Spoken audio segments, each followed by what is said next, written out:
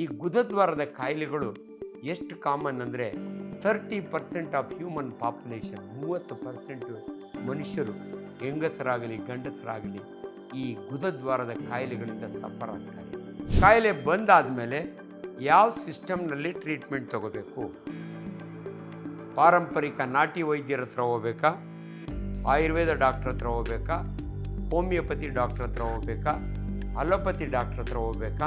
ಮಲಬದ್ಧತೆ ಇದ್ದು ಅಂದರೆ ಕಾನ್ಸ್ಟಿಪೇಷನ್ ಇದ್ದು ನೀವು ಮೋಷನ್ಗೆ ಯಾವಾಗಲೂ ತಿಣುಕ್ತಾ ಕೂತ್ಕೊಂಡ್ರೆ ಅಂದರೆ ಸ್ಟ್ರೈನ್ ಮಾಡಿಕೊಂಡ್ರೆ ಅದರಿಂದ ನಿಮಗೆ ಫೈಲ್ಸ್ ಬರುತ್ತೆ.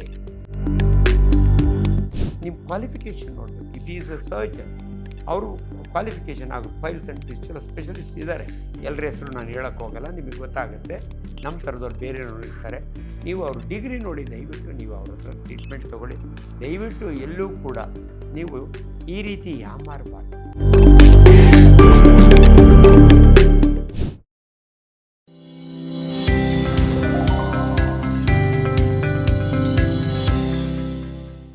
ನಮಸ್ಕಾರ, ಡಾಕ್ಟರ್ ಆಂಜನಪ್ಪ. ಹಳೆ ಕಾಲದ ಮಾತು, ಕಾಯಿಲೆ ಮನುಷ್ಯನಿಗೆ ಬರದೆ ಮರಕ್ಕೆ ಬರುತ್ತಾ ಅನ್ನೋರು. ಆದರೆ ಇವತ್ತು ಮರಕ್ಕೂ ಕಾಯಿಲೆ ಬಂದಿರೋದನ್ನು ನಾವು ನೋಡಿದ್ದೀವಿ. ಆದರೆ ಮನುಷ್ಯನಿಗೆ ಕಾಯಿಲೆ ಬರಬಾರ್ದು ಅಂದರೆ ಯಾರ ಸಲಹೆ ತಗೋಬೇಕು ನೀವು? ಕಾಯಿಲೆ ಬಂದಾದಮೇಲೆ ಯಾವ ಸಿಸ್ಟಮ್ನಲ್ಲಿ ಟ್ರೀಟ್ಮೆಂಟ್ ತಗೋಬೇಕು? ಪಾರಂಪರಿಕ ನಾಟಿ ವೈದ್ಯರ ಹತ್ರ ಹೋಗ್ಬೇಕಾ, ಆಯುರ್ವೇದ ಡಾಕ್ಟ್ರ್ ಹತ್ರ ಹೋಗ್ಬೇಕಾ, ಹೋಮಿಯೋಪತಿ ಡಾಕ್ಟ್ರ್ ಹತ್ರ ಹೋಗ್ಬೇಕಾ, ಅಲೋಪತಿ ಡಾಕ್ಟ್ರ್ ಹತ್ರ ಹೋಗ್ಬೇಕಾ? ನಿಮಗೆ ಮನಸ್ಸಿನಲ್ಲಿ ಗೊಂದಲಗಳು ಶುರುವಾಗ್ತವೆ. ನಾನಿವತ್ತು ಒಬ್ಬ allopathy doctor, I am a professor of surgical gastroenterologist. ಯಾಕೆ ಈ ಮಾತನಾಡ್ತಿದ್ದೀನಿ ಅಂದರೆ ಈಚೀಚೆಗೆ ಸಾಮಾಜಿಕ ಜಾಲದಲ್ಲಿ ನಿಮಗೆ ಅನೇಕ ಇನ್ಫಾರ್ಮೇಷನ್ ಬರುತ್ತೆ. ಬಟ್ ನೀವು ಯಾರದನ್ನು ನಂಬಬೇಕು, ಯಾರದನ್ನು ನೀವು ಫಾಲೋ ಮಾಡಬೇಕು ಅನ್ನೋ ಗೊಂದಲದಲ್ಲಿ ಇರೋದರಿಂದ ಭಾಳ ವೈಜ್ಞಾನಿಕವಾಗಿ ನಾನು ಒಂದು ಮಾತನ್ನು ಹೇಳ್ತಾ ಇದ್ದೀನಿ ಇವತ್ತು. ಉತ್ತರಾಣಿ ಸೊಪ್ಪು ತಿಂದರೆ ನಿಮ್ಮ ಮೂಲವ್ಯಾಧಿ ಪೈಲ್ಸ್ಗಳು ಅವಾಗ 3 ದಿನದಲ್ಲಿ ಬಿದ್ದೋಗ್ತವೆ, ಇಲ್ಲ ಅಂದರೆ 10-9 ದಿನಕ್ಕೆ ಬಿದ್ದೋಗಿ ಬಿಟ್ಟಿದ್ದಾವೆ ಅಂತ ಒಬ್ಬ ಪಾರಂಪರಿಕ ವೈದ್ಯರು ಇವತ್ತು ಮಾತಾಡೋದನ್ನು ನಾನು ಕೇಳಿದೆ. ನಾನು ಯಾರ ಬಗ್ಗೆಯೂ ಅಗೇನೆಸ್ಟಾಗಿ ಮಾತನಾಡೋದಿಲ್ಲ. ನನ್ನ ತಂದೆ ಕೂಡ ನಾವು ಚಿಕ್ಕ ಹುಡುಗರಾಗಿದ್ದಾಗೆ ಹತ್ತೂರಿಗೆ ದನ ಕುರಿಗಳಿಗೆ ಏನಾದರೂ ಕಾಯಿಲೆ ಬಂದರೆ ನಾಟಿ ವೈದ್ಯ ಮಾಡಲು ನನ್ನ ತಂದೆನ ಕರ್ಕೊಂಡು ಹೋಗೋರು. ತುಂಬ ಜನ ಬಂದು ಒಳ್ಳೆಯದಾಯಿತು ಅಂತ ಹೇಳೋರು. ಆದರೆ ಇವತ್ತು ಒಬ್ಬ ಕ್ವಾಲಿಫೈಡ್ ಡಾಕ್ಟ್ರಾಗಿ ನಿಮಗೆ ಈ ಉತ್ತರಾಣಿ ಸೊಪ್ಪು ತಿಂದರೆ ಮೂಲವ್ಯಾಧಿ ಅಂದರೆ ಪೈಲ್ಸ್ ಬಿದ್ದೋಗ್ತಾವ, ವಿಜ್ಞಾನ ಏನು ಹೇಳುತ್ತೆ? ನೀವು ನನ್ನ ಬಗ್ಗೆ ಭಾಳ ಸರಿ ಕೇಳಿರ್ತೀರಿ. ನಾನು ಒಬ್ಬನೇ ಡಾಕ್ಟ್ರು ಇದುವರೆಗೂ ಓಪನ್ನಾಗಿ ಡಾಕ್ಟರ್ ಆಂಜನಪ್ಪ ಅಂದರೆ ದೊಡ್ಡಬಳ್ಳಾಪುರದ ಕುಂಡಿ ಡಾಕ್ಟ್ರ್ ಅಂತ ಹೇಳ್ಕೊಂಡಿದ್ದೀನಿ. ಆ ರೀತಿ ಕ್ವಾಲಿಫಿಕೇಷನ್ ಏನೂ ಇಲ್ಲ. ಆದರೆ ನಾನು ತುಂಬ ಬಾಟಮ್ ಪ್ರಾಬ್ಲಮ್ನ, ಕುಂಡಿ ಅಂದರೆ ಬಟಕ್ಸ್, ಕನ್ನಡದಲ್ಲಿ ಕುಂಡಿನ ಇಂಗ್ಲೀಷ್ನಲ್ಲಿ ಬಟಕ್ಸ್ ಅಂತವೆ. 2 ಬಟಕ್ಸಿನ ಮಧ್ಯೆ ಇರೋದೇ ನಿಮ್ಮ ಗುದದ್ವಾರ. ಈ ಗುದದ್ವಾರದ ಕಾಯಿಲೆಗಳು ಎಷ್ಟು ಕಾಮನ್ ಅಂದರೆ 30% ಆಫ್ ಹ್ಯೂಮನ್ ಪಾಪ್ಯುಲೇಷನ್, 30% ಮನುಷ್ಯರು ಹೆಂಗಸರಾಗಲಿ ಗಂಡಸರಾಗಲಿ ಈ ಗುದದ್ವಾರದ ಕಾಯಿಲೆಗಳಿಂದ ಸಫರ್ ಆಗ್ತಾರೆ. ಯಾವ ಈ 3 ಗುದದ್ವಾರದ ಕಾಯಿಲೆಗಳಂದರೆ ಭಾಳ ಸಿಂಪಲ್ಲು. ಮೂಲವ್ಯಾಧಿ ಅದರ ಅಥವಾ ಮಳೆ ಕಾಯಿಲೆ ಅಥವಾ ಪೈಲ್ಸ್ ಅಥವಾ ಹೆಮರಾಯ್ಡ್ಸ್ ಅಂತೀವಿ. ಇನ್ನೊಂದು ಫಿಷರ್ ಅಂದರೆ ಸೀಳು ಹುಣ್ಣು, ಫಿಷರ್ ವಿತ್ ಸೆಂಟಿನಲ್ ಪೈಲ್ ಅಂತೀವಿ. ಇನ್ನೊಂದು ಫಿಸ್ಚುಲಾ, ಇನ್ನೊಂದು ಕ್ಯಾನ್ಸರು, ಇನ್ನೊಂದು ಪೆರಿಯೇನಲ್ ಆ್ಯಪ್ಸಿಸ್. ಇವಿಷ್ಟು ಸಾಮಾನ್ಯವಾಗಿ ನಾವು ನೋಡತಕ್ಕಂಥ ಕಾಸು. ಇದನ್ನು ನಮ್ಮಲ್ಲಿ ಇದರಲ್ಲೇ ಕ್ವಾಲಿಫೈಡ್ ಇರೋರನ್ನ ಪ್ರಾಕ್ಟಾಲಜಿಸ್ಟ್ ಅಂತೀವಿ, ನಾವು ಸರ್ಜಿಕಲ್ ಗ್ಯಾಸ್ಟ್ರೋಎಂಟ್ರಾಲಜಿಸ್ಟ್ ಅಂತೀವಿ. ನಾನು ಕ್ವಾಲಿಫೈಡ್ ಅಲ್ಲದಿದ್ರು ಕೂಡ ಐ ಆಮ್ ಎ ಟ್ರೈನ್ಡ್ ಪ್ರಾಕ್ಟಾಲಜಿಸ್ಟ್ ಇರೋದರಿಂದ ತುಂಬ ಆಪ್ರೇಷನ್ ಮಾಡೋದ್ರಿಂದ ಅದ್ರ ಬಗ್ಗೆ ನಿಮಗೆ ಸ್ಪಷ್ಟ ಮಾಹಿತಿ ಕೊಡ್ತಾ ಇರ್ತೀನಿ. ಈ ಮೂಲವ್ಯಾಧಿ ಅಂದರೆ ಬಿದ್ದೋಗಲಿಕ್ಕೆ ಸಾಧ್ಯವಿಲ್ಲ ಅನ್ನೋದಕ್ಕೆ ನಿಮ್ಗೆ ಏನು ಹೇಳ್ತೀನಿ ಅಂದರೆ, ಮೂಲವ್ಯಾಧಿ ಅಂದರೆ ಏನಂದರೆ ನಿಮ್ಮ ಏನಲ್ ಕೆನಾಲ್ ಗುದದ್ವಾರ ರೌಂಡಾಗಿರುತ್ತಲ್ಲ, 3 ಕಡೆ ನಿಮ್ಮ ವಾಚಲ್ಲಿಟ್ಟರೆ 3 o'clock, 11 o'clock, 7 o'clock ಈ 3 ಜಾಗದಲ್ಲಿ ಇಷ್ಟು ದಪ್ಪ ದ್ರಾಕ್ಷಿ ಥರ ನಿಮಗೆ ಕೈ ಸಿಗ್ಬೋದು, ಅಥವಾ ನಾವು ಪ್ರಾಕ್ಟೋಸ್ಕೋಪ್ ಹಾಕಿದಾಗ ಕಾಣ್ಬೋದು. ಇದು ಪೇಯ್ನ್ಲೆಸ್ ಬ್ಲೀಡಿಂಗ್. ಯಾರಾದರೂ ಒಬ್ಬರಿಗೆ ಇದ್ಕಿದ್ದಂಗೆ ಪರ್ಟಿಕ್ಯುಲರ್ಲಿ ಟ್ರಾವೆಲ್ ಮಾಡಿ ಬಂದಿರ್ತಾರೆ, ಧರ್ಮಸ್ಥಳಕ್ಕೋ ತಿರುಪತಿಗೋ ಹೋಗಿ ಬಂದಿರ್ತಾರೆ. ಫಸ್ಟ್ ಟೈಮು ಬಂದಾಗ ನೆಕ್ಸ್ಟ್ ಡೇ ಕೂತು ಮೋಷನಿಗೆ ಕೂತಾಗೆ ಛಲ್ಲಂತ ರಕ್ತ ಬರುತ್ತೆ. ಆಗ ಅವ್ರಿಗೆ ಅನುಭವ ಆಗುತ್ತೆ ನನಗೇನೋ ಮಳೆ ಕಾಯಿಲೆ ಆಗಿದೆ ಅಂತ. ಸೊ ಏನು ಈ ಮೂಲವ್ಯಾಧಿ ಅಂದರೆ ದೇ ಆರ್ ನಥಿಂಗ್ ಬಟ್, ಇಂಗ್ಲೀಷ್ನಾಗ ಹೇಳ್ತೀನಿ, ವ್ಯಾರಿಕಾಸಿಟಿ ಆಫ್ ರೆಕ್ಟಲ್ ವೇನ್ಸ್ ಅಂತೀವಿ ನಾವು. ನೋಡಿ, ನಿಮ್ಮ ಕಾಲಿನಲ್ಲಿ ಬಹಳ ಜನ ನನ್ನ ಕಾಲಿನೊಳಗೆ ನರ ಊದ್ಕೊಂಡಿದೆ ಡಾಕ್ಟ್ರೆ ಅಂತ ಬರ್ತಾರೆ. ಅದನ್ನು ನಾವು ವ್ಯಾರಿಕೋಸ್ ವೇನ್ಸ್ ಅಂತೀವಿ ನಾವು. ಈ ವ್ಯಾರಿಕೋಸ್ ವೇನ್ಸು ಯಾಕೆ ಬರ್ತವೆ ಅಂದರೆ, ಯಾರು ನಿಂತ್ಕೊಂಡು ಕೆಲಸ ಮಾಡ್ತಾರಲ್ಲ ಅಂಥವರಿಗೆ ಕಾಲಿನಲ್ಲಿ ವೇಯ್ನ್ಗಳು ಊದ್ಕೋತವೆ, ಅದು ನರಗಳಲ್ಲ. ಅದೇ ರೀತಿ ನಿಮ್ಮ ಗುದದ್ವಾರದಲ್ಲಿ ವೇಯ್ನ್ಸ್ ಇರ್ತವೆ. ಅಂದರೆ ರಕ್ತವನ್ನು ಆ ಜಾಗದಿಂದ ವಾಪಸ್ಸು ಹಾರ್ಟಿಗೆ ತೊಗೊಂಡೋಗ್ತಾವಲ್ಲ, ಅವನ್ನ ಧಮನಿಗಳು ಅಂತೀವಿ ನಾವು, ವೇಯ್ನ್ಸ್ ಅಂತೀವಿ. ಇಂಥ ವೇಯ್ನ್ಸ್ಗಳು ಟಾರ್ಚುಯಸ್, ಈಲಾಂಗೇಟೆಡ್, ಡೈಲೇಟೆಡ್, ಅವು ಉದ್ದ ಆಗಿ ಟಾರ್ಚುಯಸ್ ಆಗಿ ಇಷ್ಟು ದಪ್ಪ ಕಾಣಿಸುತ್ತೆ. ಅದ್ರ ಮೇಲ್ಗಡೆ ಒಂದು ಮ್ಯೂಕಸ್ ಲೇಯರ್ ಇರುತ್ತೆ. ಇದನ್ನೇ ನಾವು ಮೂಲವ್ಯಾಧಿ ಅನ್ನೋದು ಅಥವಾ ಪೈಲ್ಸ್ ಅನ್ನೋದು. ಇದರಲ್ಲಿ 3 ಡಿಗ್ರಿ ಇರುತ್ತೆ. ಗ್ರೇಡ್ 1, ಗ್ರೇಡ್ 2, ಗ್ರೇಡ್ 3 ಆರ್ 4 ಅಂತೀವಿ. ಗ್ರೇಡ್ 1 ನಿಮ್ಮ ಗುದದ್ವಾರ ಎಷ್ಟಿರುತ್ತೆ ಅಂದರೆ 1.5 ಇಂಚು. ದಯವಿಟ್ಟು ಇವೆಲ್ಲವನ್ನು ವೈಜ್ಞಾನಿಕವಾಗಿ ಹೇಳೋದ್ರಿಂದ ನಿಮ್ಗೆ ಅರ್ಥ ಆಗಲಿ ಅಂತ ಹೇಳ್ತಾ ಇದ್ದೀನಿ. ನಿಮ್ಮ ದೊಡ್ಡ ಕರುಳು 1.5 ಮೀಟ್ರ್ ಇರುತ್ತೆ.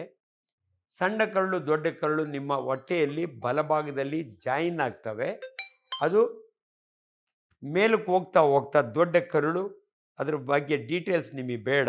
Ascending colon, transverse colon, descending colon, sigmoid colon, rectum, ಕೊನೆಗೆ ಗುದದ್ವಾರ 1.5 ಇಂಚು. ನಿಮ್ಮ ಎಲ್ಲ ಮೋಷನ್ನು, ನಿಮ್ಮ ತಿಂದ ಆಹಾರ ಎಲ್ಲ ಡೈಜೆಸ್ಟ್ ಆದಮೇಲೆ ಜೀರ್ಣ ಆಗದಿರೋಂಥ ಪದಾರ್ಥ ನಿಮ್ಮ ರೆಕ್ಟಮ್ನಲ್ಲಿ ಬಂದು ಕೂತಿರುತ್ತೆ. ನೀವು ಮೋಷನ್ ಮಾಡೋವಾಗೆ ಗುದದ್ವಾರದ ಮುಖಾಂತರ ಈಚೆಗೆ ಬರುತ್ತೆ. ಆಗ ನಿಮ್ಗೆ ಅಲ್ಲಿ ಪೈಲ್ಸ್ ಇತ್ತು ಅಂದರೆ ಅವ್ರು ಬ್ಲೀಡಿಂಗ್ ಸ್ಟಾರ್ಟ್ ಆಗುತ್ತೆ. ಫಸ್ಟ್ ಆಫ್ ಆಲ್ ನಿಮಗೆ ಪೈಲ್ಸ್ ಯಾಕೆ ಬರುತ್ತೆ? ಇದು ಸರಳವಾಗಿ ನಿಮ್ಗೆ ಹೇಳಬೇಕು ಅಂದರೆ, ಭಾಳ ಜನ ತಪ್ಪು ತಿಳ್ಕೊಳ್ತಾರೆ. ನನಗೆ ಎಕ್ಸೆಸ್ ಆಫ್ ಹೀಟ್ ಆಯಿತು, ಕೋಳಿ ತಿಂದೆ, ಯಾವುದಕ್ಕೋ ಮಾತ್ರೆ ತಿಂದೆ, ಹೀಟ್ ಜಾಸ್ತಿ ಆಗಿ ನಮಗೆ ಪೈಲ್ಸ್ ಬಂತು ಅಂದ್ಕೋತಾರೆ. ದಯವಿಟ್ಟು ತಿಳ್ಕೊಳ್ಳಿ, ಮಲಬದ್ಧತೆ ಇದ್ದು ಅಂದರೆ ಕಾನ್ಸ್ಟಿಪೇಷನ್ ಇದ್ದು ನೀವು ಮೋಷನ್ಗೆ ಯಾವಾಗಲೂ ತಿಣುಕ್ತಾ ಕೂತ್ಕೊಂಡ್ರೆ ಅಂದರೆ ಸ್ಟ್ರೈನ್ ಮಾಡಿಕೊಂಡ್ರೆ ಅದರಿಂದ ನಿಮಗೆ ಪೈಲ್ಸ್ ಬರುತ್ತೆ. ಇನ್ನು ಕೆಲವು ಫ್ಯಾಮಿಲಿ ಒಳಗೆ ರನ್ ಆಗುತ್ತೆ, ಕೆಲವು ಫ್ಯಾಮಿಲಿ ಒಳಗೆ ಪೈಲ್ಸ್ ಇರ್ತವೆ. ಈ 1-2-3 ಕಾರಣಗಳು ಬಿಟ್ಟರೆ ನಿಮ್ಗೆ ಎಕ್ಸೆಸ್ ಆಫ್ ಹೀಟ್ನಿಂದ ಬರೋಲ್ಲ. ಸೊ ಇದು ಪ್ರೋಗ್ರೆಸ್ ಹೆಂಗಾಗುತ್ತೆ ಅಂದರೆ, ಫಸ್ಟ್ ಡಿಗ್ರಿ ಒಳಗೆ ಬರೀ ಬ್ಲೀಡಿಂಗ್ ಇರುತ್ತೆ. ಸೆಕೆಂಡ್ ಡಿಗ್ರಿ ಇನ್ನೊಂದು 6 ತಿಂಗಳಾದಮೇಲೆ ನೀವು ಮೋಷನಿಗೆ ಕೂತಾಗೆ ಏನೋ ಈಚೆಗೆ ಬರುತ್ತೆ, ಬ್ಲೀಡ್ ಆಗುತ್ತೆ, ಆಮೇಲೆ ಒಳಗೆ ಹೋಗುತ್ತೆ. ಇದು second degree piles. Third degree piles ಅವು ಬಂದು ಈಚೆ ಕೂತು ಬಿಡ್ತವೆ. ಆವಾಗ ನಿಮಗೆ ಪೇಯ್ನ್ ಶುರುವಾಗುತ್ತೆ. ಅಲ್ಲಿವರೆಗೂ ನಿಮಗೆ ಪೇಯ್ನ್ ಇರಲ್ಲ. ಥರ್ಡ್ ಡಿಗ್ರಿ ಥ್ರಾಂಬೋಸ್ಡ್ ಪೈಲ್ಸ್ ಅಂತೀವಿ ನಾವು. ಆಗ ನೀವು ಕೂತ್ಕೊಳ್ಳೋಕ್ಕೆ ಆಗಲ್ಲ.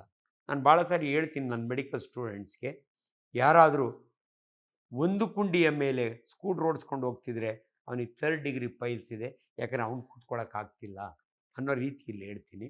ಆದ್ದರಿಂದ ದಯವಿಟ್ಟು ಈ ಪೈಲ್ಸು ನೀವು ಯಾವುದೇ ಉತ್ತರಾಣಿ ಸೊಪ್ಪಾಗಲಿ, ದಕ್ಷರಾಣಿ ಸೊಪ್ಪಾಗಲಿ ಅಥವಾ ಯಾವುದೇ ಸೊಪ್ಪು ತಿಂದರೆ ಬಿದ್ದೋಗಲ್ಲ. ದಯವಿಟ್ಟು ತಿಳ್ಕೊಳ್ಳಿ. ಬಟ್ ಸೊಪ್ಪು ತಿನ್ನೋದ್ರಿಂದ ಏನಾದರೂ ಅನಾನುಕೂಲ ಇದೆಯಾ? ಇಲ್ಲ, ಡೆಫಿನೆಟ್ಲಿ ಇಲ್ಲ, ಅನುಕೂಲ ಇದೆ. ಪ್ರಿವೆನ್ಷನ್ ಮಾಡಬೇಕಾದ್ರೆ ನೀವು ಯಾವುದೇ ಸೊಪ್ಪು ತಿನ್ನಿ, ಉತ್ತರಾಣಿ ಸೊಪ್ಪಲ್ಲ, ಎನಿ ಸೊಪ್ಪು. ನಾವು prevention is better then cure ಅಂತ ಹೇಳ್ತೀವಿ. ಅಂದರೆ ಪ್ರಿವೆಂಟ್ ಮಾಡಬೇಕಾದ್ರೆ ನಿಮ್ಮ ಆಹಾರದಲ್ಲಿ ವಾಟರ್ ಆ್ಯಂಡ್ ಫೈಬರ್ ಇರಬೇಕು. ಫೈಬರ್ ಎಲ್ಲಿರುತ್ತೆ ಅಂದರೆ ಸೊಪ್ಪು ತರಕಾರಿಗಳಲ್ಲಿ. ಮೂಲಂಗಿ ತಿಂತೀನಿ, ಸೌತೆಕಾಯಿ ತಿಂತೀನಿ, ತಿನ್ನಿ. ಚೇಪೆಕಾಯಿ ತಿಂತೀನಿ, ತಿನ್ನಿ. ದ್ವಾರ ಇರೋ ಪರಂಗಿ ಹಣ್ಣು ತಿಂತೀನಿ, ತಿನ್ನಿ. ಚಿಕನ್ನು ತಿಂತೀನಿ, ಅದ್ರ ಜೊತೆ ಸಲಾಡ್ ತಿಂತೀನಿ, ತಿನ್ನಿ. ದಯವಿಟ್ಟು ಇವನ್ನು ಸರಳವಾಗಿ ಅರ್ಥ ಮಾಡಿಕೊಳ್ಳಿ ಅಂತ ನಿಮ್ಗೆ ಅರ್ಥ ಆಗುವ ರೀತಿಯಲ್ಲಿ ನಾನು ಹೇಳ್ತಾ ಇದ್ದೀನಿ.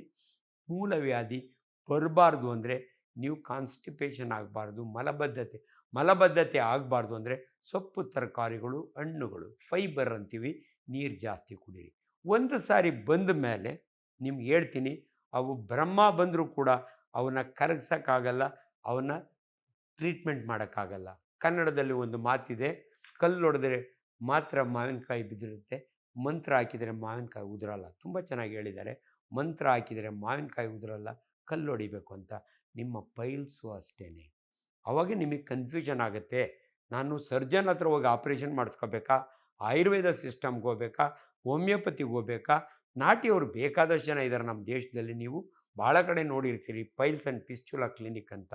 ಅವರು ಪೈಲ್ಸ್ ಡಾಕ್ಟ್ರ್ ಅಂದರೆ ನಿಮಗೊಂದು ಅರಿವಿರಲಿ, ದೇ ಆರ್ ಅನ್ಕ್ವಾಲಿಫೈಡ್ ಕ್ವಾಕ್ಸ್ ಅಂತೀವಿ ನಮ್ಮ ಮೆಡಿಕಲ್ ಭಾಷೆಯಲ್ಲಿ. ಅವ್ರು ಯಾವ ಕ್ವಾಲಿಫಿಕೇಷನ್ನು ಇರಲ್ಲ. ಕ್ವಾಲಿಫೈಡ್ ಡಾಕ್ಟ್ರು ನಾನು ಹೆಮರಾಯ್ಡ್ಸ್ ಟ್ರೀಟ್ ಮಾಡ್ತೀನಿ ಈಗಿದ್ದಾವೆ, ಅಂಥ ಡಾಕ್ಟ್ರುಗಳು ಇದ್ದಾರೆ, ಕ್ವಾಲಿಫೈಡ್ ಡಾಕ್ಟರ್ಸ್ ಇದ್ದಾರೆ. ಅವ್ರನ್ನ ನಿಮ್ಮ ಕ್ವಾಲಿಫಿಕೇಷನ್ ನೋಡಬೇಕು. ಇಫ್ ಈಸ್ ಅ ಸರ್ಜನ್, ಅವರು ಕ್ವಾಲಿಫಿಕೇಷನ್ ಆಗುತ್ತೆ. ಪೈಲ್ಸ್ ಆ್ಯಂಡ್ ಪಿಸ್ಚುಲಾ ಸ್ಪೆಷಲಿಸ್ಟ್ ಇದ್ದಾರೆ, ಎಲ್ಲರ ಹೆಸರು ನಾನು ಹೇಳೋಕ್ಕೆ ಹೋಗಲ್ಲ, ನಿಮಗೆ ಗೊತ್ತಾಗುತ್ತೆ. ನಮ್ಮ ಥರದವ್ರು ಬೇರೆ ನೋಡಿರ್ತಾರೆ. ನೀವು ಅವ್ರ ಡಿಗ್ರಿ ನೋಡಿ ದಯವಿಟ್ಟು ನೀವು ಅವ್ರ ಹತ್ರ ಟ್ರೀಟ್ಮೆಂಟ್ ತೊಗೊಳ್ಳಿ. ದಯವಿಟ್ಟು ಎಲ್ಲೂ ಕೂಡ ನೀವು ಈ ರೀತಿ ಯಾಮಾರಬಾರ್ದು. ಯಾಕಂದರೆ ಇದು ನನ್ನ ಸಾಮಾಜಿಕ ಜವಾಬ್ದಾರಿ. ಯಾರನ್ನು ಕಂಡಮ್ ಮಾಡಲಿಕ್ಕೂ ನಾನು ಮಾತಾಡ್ತಿಲ್ಲ. ಇವತ್ತು ನಮ್ಮ ವಿಶ್ವವಾಣಿ ಮಾಧ್ಯಮದ ಮುಖಾಂತರ ಮಾತಾಡ್ತಿದ್ದೀನಿ. ಯಾಕೆ ಇವು ಮಾತಾಡ್ತೀವಿ ಅಂದರೆ ನಿಮಗೆ ಟು ಕ್ರಿಯೇಟ್ ಅವೇರ್ನೆಸ್ ಅಂತ. ಹಿಂದೆ ಒಂದು ಸಾರಿ ನಾನು ಒಬ್ಬರು ಸ್ವಾಮೀಜಿ, ಬ್ಲೈಂಡ್ ಸ್ವಾಮೀಜಿ, ಅವ್ರು ಹೇಳ್ತಾರೆ ಊಟ ಆದಮೇಲೆ ಬಾಳೆಹಣ್ಣು ತಿನ್ನಬೇಡಿ, ಆ ಬಾಳೆಹಣ್ಣು ನಿಮ್ಮ ಜಠರದಲ್ಲಿ ಕೊಳೆತೋಗುತ್ತೆ, ನಿಮಗೆ ಪೈಲ್ಸ್ ಬರುತ್ತೆ ಅಂತ ಹಿಂದೆ ಅವರು ಒಂದು ಸೋಷಿಯಲ್ ಮೀಡಿಯಾದಲ್ಲಿ ಮಾತನಾಡಿದರು. ಆಗ ನನಗೆ ಭಾಳ ಬೇಜಾರು ಅನ್ನಿಸ್ತು. ವಿದ್ಯಾವಂತರು ಕೂಡ ಇಂಥದನ್ನು ಕೇಳಿ ಮೋಸ ಹೋಗಬೇಡಿ ಅನ್ನೋದಕ್ಕೋಸ್ಕರವಾಗಿ ಒಬ್ಬ ಕ್ವಾಲಿಫೈಡ್ ಡಾಕ್ಟ್ರಾಗಿ, ಒಬ್ಬ ಸಾಮಾಜಿಕ ಕಳಕಳಿ ಇರುವಂಥ ವೈದ್ಯನಾಗಿ ನಿಮ್ಗೆ ಹೇಳ್ತಾ ಇದ್ದೀನಿ, ಇಂಥ ತಪ್ಪು ಮಾಹಿತಿಗಳಿಂದ ದಯವಿಟ್ಟು ಯಾಮಾರಬೇಡಿ. ಸೊ ಆದ್ದರಿಂದ ಇವಾಗ ಕೊನೆಗೆ ನಾನು ಕಂಕ್ಲೂಡ್ ಮಾಡ್ತೀನಿ. ಫಿಶರ್ ಅಂದರೆ ನೀವು ಗಟ್ಟಿ ಮೋಷನ್ ಆದಾಗೆ ತರ್ಚ್ಕೊಂಡು ಹೋಗುತ್ತೆ, ಕಟ್ಟಾಗುತ್ತೆ. ಆ ಹುಣ್ಣನ್ನು ನಾವು ಫಿಶರ್ ಅಂತೀವಿ, ಸೀಳು ಹುಣ್ಣು ಅಂತೀವಿ. ನನ್ನ ಮೆಡಿಕಲ್ ಸ್ಟೂಡೆಂಟ್ಗೆ ಈ ಪರೀಕ್ಷೆ ಮಾಡೋದನ್ನು ನಾನು ಹೇಳ್ಕೊಟ್ಟಿರ್ತೀನಿ. ಲೆಫ್ಟ್ ಲ್ಯಾಟ್ರಲ್ ಪೊಸಿಷನ್ನ ಹೆಂಗೆ ಎಕ್ಸಾಮ್ ಮಾಡಬೇಕು ಅನ್ನೋದು ಕೂಡ ನಮ್ಮಲ್ಲಿ ಸಿಸ್ಟಮ್ ಇದೆ. ಎಡಭಾಗದಲ್ಲಿ ಮಲಗಿಸಿ ಸ್ಕ್ರೀನ್ ಕವರ್ ಮಾಡಿ ಹೆಣ್ಣು ಮಕ್ಕಳಿಗೆ ಪರೀಕ್ಷೆ ಮಾಡೋವಾಗ ಒಂದು ಹೆಣ್ಣು ಮಗಳನ್ನ ಪಕ್ಕದಲ್ಲಿ ಇಟ್ಕೊಂಡು ನರ್ಸ್ ಆಗಲಿ, ಆ ಪೇಷಂಟ್ರನ್ನ ತಾಯಿ ಆಗಲಿ, ಅಥವಾ ಇನ್ನೊಬ್ಬ ಲೇಡಿ ಡಾಕ್ಟ್ರನ್ನಾಗಿ ಇಟ್ಕೊಂಡು ಬಹಳ ನಾಜೂಕಾಗಿ ನಾವು PR ಟೆಸ್ಟ್ ಅಂತ ಮಾಡ್ತೀವಿ. ಅಂದರೆ ಎರಡು ಬಟಕ್ಸ್ನ ಕುಂಡಿಯನ್ನು ಸೆಪ್ರೇಟ್ ಮಾಡಿ ನೋಡಿದಾಗೆ ನನ್ನ ಕಣ್ಣಿಗೆ ಕಾಣುತ್ತೆ ಫಿಶರು. ಅಲ್ಲಿ ಒಂದು ಸೆಂಟಿನಲ್ ಪೈಲ್ ಅಂದರೆ ಒಂದು ಸ್ಕಿನ್ ನೇತಾಡ್ತಾ ಇರುತ್ತೆ, ಅದನ್ನು ಸೆಂಟಿನಲ್ ಟ್ಯಾಗ್ ಅಂತೀವಿ. ಸೆಂಟಿನಲ್ ಅಂದರೆ ಗಾರ್ಡ್. ನೀವೊಂದು ಅರಮನೆಗೆ ಹೋದರೆ ಗೇಟ್ ಹತ್ರ ಒಬ್ಬ ಗಾರ್ಡ್ ನಿಂತಿರ್ತಾನೆ, ಇದೇ ರೀತಿ ಇದು ಫಿಶರ್ ಇರೋ ಜಾಗದಲ್ಲಿ ನಿಂತಿರುತ್ತೆ. ಆಗ ನನ್ನ ಸ್ಟೂಡೆಂಟ್ಗೆ ಹೇಳಿರ್ತೀನಿ ನಾನು, ನೀವು ಯಾವಾಗಲೇ ಪೇಷಂಟನ್ನು ಪರೀಕ್ಷೆ ಮಾಡಬೇಕಾದ್ರೆ ಸೆಂಟಿನಲ್ ಪೈಲ್ ಇದ್ದರೆ PR ಮಾಡಬೇಡ. PR ಅಂದರೆ ಪರ್ ರೆಕ್ಟಲ್ ಎಕ್ಸಾಮಿನೇಷನ್. ನಮ್ಮ ತೋರು ಬೆರಳನ್ನು ನಿಮ್ಮ ಗುದದ್ವಾರದಲ್ಲಿ ಹಾಕಿ ಪರೀಕ್ಷೆ ಮಾಡ್ತೀವಿ. ಯಾಕೆ ಮಾಡ್ತೀವಿ ಅಂದರೆ ಅಲ್ಲಿ ಕ್ಯಾನ್ಸರ್ ಇದೆಯಾ ಅಂತ ನೋಡ್ಲಿಕ್ಕೆ ಮಾಡ್ತೀವಿ. ನನ್ನ ಸ್ಟೂಡೆಂಟ್ಗೆ ಹೇಳಿರ್ತೀನಿ, ದಯವಿಟ್ಟು ಸೆಂಟಿನಲ್ ಪೈಲ್ ಇದ್ದರೆ PR ಮಾಡಬೇಡ. ಯಾಕಂದರೆ ಎಷ್ಟು ಪೇಯ್ನ್ಫುಲ್ ಇರುತ್ತೆ ಅಂದರೆ ಪೇಷಂಟಿಗೆ ಕಾರ್ಡಿಯಾಕ್ ಅರೆಸ್ಟ್ ಆಗ್ಬೋದು. ಅದೇ 3 ಮೂಲವ್ಯಾಧಿಗಳಿದ್ದರೆ ನಾನು ಮಾಡುವ ಮೊದಲನೇ ಕೆಲಸ, ನನ್ನ ಬೆರಳನ್ನು ಗುದದ್ವಾರದಲ್ಲಿ ಹಾಕ್ತೀನಿ. ಇದನ್ನು ಡಿಜಿಟಲ್ ರೆಕ್ಟಲ್ ಎಕ್ಸಾಮಿನೇಷನ್ ಅಂತೀವಿ. ಇದು ಸರ್ಜನ್ಸ್ಗೆ ಭಾಳ ಇಂಪಾರ್ಟೆಂಟು. DRE ಅಥವಾ PR, ಪರ್ ರೆಕ್ಟಲ್ ಎಕ್ಸಾಮಿನೇಷನ್. ಯಾಕಂದ್ರೆ ನನ್ನ ಕಣ್ಣಿಗೆ ಕಾಣುತ್ತೆ ಪೈಲ್ಸು, ಆದರೆ ಒಳಗಡೆ ಇರುವ ಕ್ಯಾನ್ಸರ್ ನನ್ನ ಕಣ್ಣಿಗೆ ಕಾಣಲ್ಲ, ನನ್ನ ಬೆರಳಿಗೆ ಗೊತ್ತಾಗುತ್ತೆ. ಇದು ಒಬ್ಬ ಸರ್ಜನಿಗೆ ಭಾಳ ಇಂಪಾರ್ಟೆಂಟು. 45 ವರ್ಷದ ಒಬ್ಬ ಮನುಷ್ಯ, ಹೆಂಗಸಾಗಲಿ ಗಂಡಸಾಗಲಿ, ಪೈಲ್ಸ್ ಏನನ್ನ ಇದ್ದರೆ ತಕ್ಷಣ ನಾನು ಪೈಲ್ಸ್ ಅಂತ ಬರೆದು ಅವ್ರನ್ನ ಆಪ್ರೇಷನಿಗೆ ಕರಿಬಾರ್ದು. ನಾನು ಫಸ್ಟು ಬೆರಳು ಒಳಗಡೆ ಹಾಕಿ ಒಳಗಡೆ ಕ್ಯಾನ್ಸರ್ ಇದೆಯಾ ಇಲ್ಲ ಅಂತ ತಿಳ್ಕೋಬೇಕು. ಆ್ಯಂಡ್ ದಯವಿಟ್ಟು ಈ ಸಮಯದಲ್ಲಿ ಇನ್ನೊಂದು ನಿಮ್ಗೆ ಹೇಳ್ತೀನಿ, ಪೈಲ್ಸ್ಗಳು ಹಂಗೆ ಬಿಟ್ಟರೆ ಕ್ಯಾನ್ಸರಿಗೆ ಕನ್ವರ್ಟ್ ಆಗುತ್ತಾ? ಇಲ್ಲ, ಸತ್ಯವಾಗಲೂ ಆಗಲ್ಲ. ಇವು ಪೈಲ್ಸು ಇದ್ದು ಒಳಗಡೆ ಕ್ಯಾನ್ಸರ್ ಇದ್ದರೆ ನಾವು ಸೆಕೆಂಡ್ರಿ ಪೈಲ್ಸ್ ಅಂತೀವಿ. ಕ್ಯಾನ್ಸರ್ ಇಲ್ದಿರೋ ಪೈಲ್ಸ್ ಇದ್ದರೆ ಪ್ರೈಮರಿ ಪೈಲ್ಸ್ ಅಂತೀವಿ. ಪ್ರೈಮರಿ ಪೈಲ್ಸ್ಗೆ ಸರ್ಜಿಕಲ್ ಟ್ರೀಟ್ಮೆಂಟ್ ಪೈಲ್ಸ್ನೇ ತೆಗೆಯೋದು, ಹೆಮರಾಯ್ಡೆಕ್ಟಮಿ ಅಂತೀವಿ ನಾವು. ಆದರೆ ಕ್ಯಾನ್ಸರ್ ಇದ್ದರೆ ಇದು ಇಂಪಾರ್ಟೆಂಟ್ ಅಲ್ಲ. ಆ ಕ್ಯಾನ್ಸರ್ಗೆ ಏನು ಟ್ರೀಟ್ ಮಾಡಬೇಕು ಅನ್ನೋದನ್ನು ನಾನು ಪ್ಲಾನ್ ಮಾಡ್ತೀನಿ. ಯಾಕೆ ನಿಮ್ಗೆ ಇಷ್ಟು ಗಮನಕ್ಕೆ ನಿಮ್ಗೆ ತರ್ತಿದ್ದೀವಿ ಅಂದರೆ ದಯವಿಟ್ಟು ನೀವು ಇವನ್ನ ಅರ್ಥ ಮಾಡ್ಕೋಬೇಕು. ಸೊ ಫಿಶರ್ ಇದ್ದರೆ ಭಾಳ ಸಿಂಪಲ್ ನಮಗೆ ಟ್ರೀಟ್ಮೆಂಟ್ ಮಾಡೋದು. ಅಕ್ಯೂಟ್ ಫಿಶರ್ ಇದ್ದರೆ ನಿಮ್ಗೆ ಆಪ್ರೇಷನ್ ಮಾಡಲ್ಲ, ಕನ್ಸರ್ವೇಟಿವ್ ಟ್ರೀಟ್ಮೆಂಟ್ ಕೊಡ್ತೀವಿ. ಸೆಂಟಿನಲ್ ಪೈಲ್ ಇದ್ದರೆ ಫಿಶರೆಕ್ಟಮಿ ವಿತ್ ಎಕ್ಸಿಷನ್ ಆಫ್ ಸೆಂಟಿನಲ್ ಪೈಲ್ ಅಂತ ಮಾಡ್ತೀವಿ. ಇನ್ನೊಂದು ಭಾಳ ಜನಕ್ಕೆ ನಿಮ್ಗೆ ಕನ್ಫ್ಯೂಷನ್ ಆಗೋದು, ಫಿಸ್ಚುಲಾ ಅಂದರೆ ಏನು ಡಾಕ್ಟ್ರೇ? ನೋಡಿ, ಕೆಲವರಿಗೆ ಮೋಷನ್ ಮಾಡೋ ಜಾಗದಲ್ಲಿ ಇದ್ದಕ್ಕಿದ್ದಂಗೆ ಪೇಯ್ನ್ ಶುರುವಾಗುತ್ತೆ. ನಮ್ಮ ಹತ್ರ ಬಂದಾಗೆ ಒಂದು ಕಡೆ ಇಷ್ಟಪ್ಪ ಊದ್ಕೊಂಡಿರುತ್ತೆ. ಇದನ್ನು ಕನ್ನಡದಲ್ಲಿ ಕುರ ಅಂತಾರೆ. ಅದರೊಳಗಾಗಿ ಸಕ್ಕರೆ ಕಾಯಿಲೆ ಇರೋರಿಗೆ ಭಾಳ ಕಾಮನ್ನು. ನನ್ನ ಭಾಷೆಯಲ್ಲಿ ಈಶಿಯೋರೆಕ್ಟಲ್ ಆಪ್ಸೆಸ್ ಅಥವಾ ಪೆರಿಯಿನಲ್ ಆಪ್ಸೆಸ್ ಅಂತೀವಿ. ಇದನ್ನು ನಮ್ಮ ಹತ್ರ ಬಂದಾಗ ಅದನ್ನು ಆಪ್ರೇಷನ್ ಮಾಡಿ ಪೈಲ್ಸ್ ತೆಗಿತೀವಿ, IND ಅಂತ. ಬೈ ಚಾನ್ಸ್ ಇಲ್ಲ ಡಾಕ್ಟ್ರೇ ನಾನೇ ತಂಪ್ ಮಾಡ್ಕೊತೀನಿ, ಬಿಸಿನೀರು ಶಾಖ ಕೊಡ್ತೀನಿ ಅಂದರೆ ಅದು ಒಡ್ಕೊಳ್ತದೆ, ಪಸ್ ಬರುತ್ತೆ, ನಿಮಗೆ ನೋವು ಕಡಿಮೆ ಆಗುತ್ತೆ. ಆದರೆ ಅನ್ಫಾರ್ಚುನೇಟ್ಲಿ ಊದೋದು ಹೋಗಿ ಒದರದು ಬಂತು ಅಂತ ನಿಮ್ಮ ಪಿಸ್ತೂಲ ಆಗುತ್ತೆ. ಪಿಸ್ತೂಲ ಅಂದರೆ ಏನು ಅಂದರೆ ನಿಮ್ಮ ಗುದದ್ವಾರದ ಪಕ್ಕದಲ್ಲಿ ಇನ್ನೊಂದು ಹೋಲ್ ಇರುತ್ತೆ. ಆ ಹೋಲ್ನೊಳಗಿಂದ ನಿಮ್ಮ ಮೋಷನ್ ಬರ್ಬೋದು, ನಿಮ್ಮ ಗ್ಯಾಸ್ ಪಾಸ್ ಆಗ್ಬೋದು, ಪಸ್ ಬರ್ಬೋದು. ಫಿಸ್ಚುಲಾ ಈಸ್ ಎ ಟ್ರ್ಯಾಕ್ ಅಂತೀವಿ ನಾವು. ಫಿಸ್ಚುಲನ ಆಯುರ್ವೇದದಲ್ಲೂ ಟ್ರೀಟ್ ಮಾಡ್ತಾರೆ, ಕ್ಷಾರಸೂತ್ರ ಹಾಕ್ತೀವಿ ಅಂತಾರೆ. ನಾನೊಬ್ಬ ಅಲೋಪತಿ ಡಾಕ್ಟ್ರ್ ಆಗಿ ನಿಮಗೆ ಫಿಸ್ಚುಲೆಕ್ಟಮಿ ಅಂತ ಮಾಡ್ತೀನಿ. ನಾನು ಕೂಡ ಅವ್ರಿಗೆ ಕ್ಷಾರಸೂತ್ರ ಹಾಕ್ದಂಗೆ ಸೆಟಾನ್ ವೈರ್ ಅಂತ ಹಾಕ್ತೀನಿ. ಇದೆಲ್ಲ ನೀವು ಒಬ್ಬ ಕ್ವಾಲಿಫೈಡ್ ಡಾಕ್ಟ್ರ್ ಮುಂದೆ ಕೂತಾಗೆ ಅವ್ರು ಎಕ್ಸ್ಪ್ಲೈನ್ ಮಾಡ್ತಾರೆ. ದಯವಿಟ್ಟು ತಿಳ್ಕೊಳ್ಳಿ, ಯಾರ್ದೋ ಮಾತು ಕೇಳಿ ಎಲ್ಲೋ ಹೋಗಿ ಏನೋ ಮಾಡಿಸ್ಕೋಬೇಡಿ, ಇದು ಭಾಳ ಇಂಪಾರ್ಟೆಂಟು. ಆದ್ದರಿಂದ ನಾನು ಕಂಕ್ಲೂಡ್ ಮಾಡೋದಕ್ಕೆ ಮೊದಲು ನಿಮ್ಮ ಗುದದ್ವಾರದ ಜಾಗದಲ್ಲಿ 30% ಹ್ಯೂಮನ್ ಪಾಪ್ಯುಲೇಷನ್ ನೆನಪಿಡಿ. ಮನುಷ್ಯರಲ್ಲಿ ಅತ್ಯಂತ ಕಾಮನ್ ಕಾಯಿಲೆ ಅಂದರೆ ಗುದದ್ವಾರದ ಕಾಯಿಲೆ. ಅದಕ್ಕೆ ನಿಮಗೆ ವ್ಯಾಲೆಂಟೈನ್ಸ್ ಡೇ ಗೊತ್ತು, ಮಮ್ಮೀಸ್ ಡೇ ಗೊತ್ತು, ನಿಮಗೆ ಗೊತ್ತಿಲ್ಲ ವರ್ಲ್ಡ್ ಪೈಲ್ಸ್ ಡೇ ಅಂತ November 20th ನಾವು ಸೆಲೆಬ್ರೇಟ್ ಮಾಡ್ತೀವಿ. ಅಷ್ಟು ಕಾಮನ್. ಅದರಿಂದ ದಯವಿಟ್ಟು ನಿಮ್ಮ ಗುದದ್ವಾರದ ಜಾಗದಲ್ಲಿ ಏನಾದರೂ ಡಿಸ್ಚಾರ್ಜ್ ಇದ್ದರೆ, ಪೇಯ್ನ್ ಇದ್ದರೆ, ಏನಾದರೂ ಇದ್ದರೆ ನೀವು ನಮ್ಮಂಥ ಕ್ವಾಲಿಫೈಡ್ ಡಾಕ್ಟ್ರ್ ಹತ್ರ ಬನ್ನಿ. ನಾಚಿಕೋಬೇಡಿ, ಹೆದರ್ಕೋಬೇಡಿ. ಅದಕ್ಕೆ ಕರೆಕ್ಟ್ ಡಯಾಗ್ನೋಸ್ ಮಾಡಿ ಕರೆಕ್ಟ್ ಟ್ರೀಟ್ ಮಾಡ್ತೀವಿ. ನಮಸ್ಕಾರ, ಥ್ಯಾಂಕ್ ಯು. ಆರೋಗ್ಯ ಮಾಹಿತಿಯ ಇಂಥ ಮತ್ತಷ್ಟು ವಿಡಿಯೋಗಳಿಗಾಗಿ Vishwavani health YouTube channel subscribe ಮಾಡಿ.